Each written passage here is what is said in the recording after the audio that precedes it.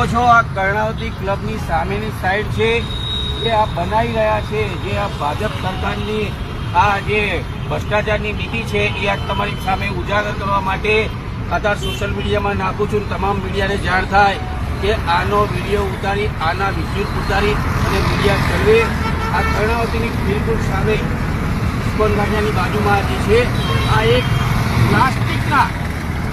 પ્લાસ્ટિકના સળિયા નાખ્યા છે, એવા પ્લાસ્ટિકના સળિયા નાખ્યા છે.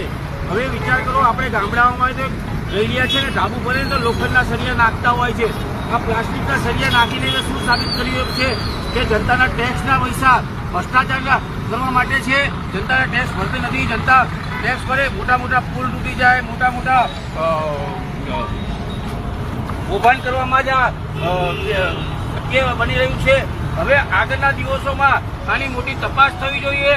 આની તપાસ કરીને આ જે પણ અધિકારીઓ હોય, જે બિલ્ડરો હોય, જે કોન્ટ્રાક્ટર હોય એની ઉપર એક્શન લેવા જોઈએ. આ એક પ્લાસ્ટિકના સળિયા નાખે છે એટલે એનું કારણ શું? આ ચોખ્ખો ભ્રષ્ટાચાર દેખાય છે. તમે માનો સરખેજથી ગોતા લગીને આવી રીલ બનાવીને પ્લાસ્ટિકના કરોડ રૂપિયાનું બજેટ, કરોડ રૂપિયાનો કોન્ટ્રાક્ટ સોંપે છે અને આ પ્લાસ્ટિકના સળિયા. હું એક કોંગ્રેસ ગુજરાત પ્રવક્તા છું અને તમને નહીં માનો, એક જનતાને પણ આ વિડીયો જાગૃત કરવો જોઈએ અને આમને કડક સજા થઈ ગઈ અને આ ભ્રષ્ટાચાર રોકવો જોઈએ.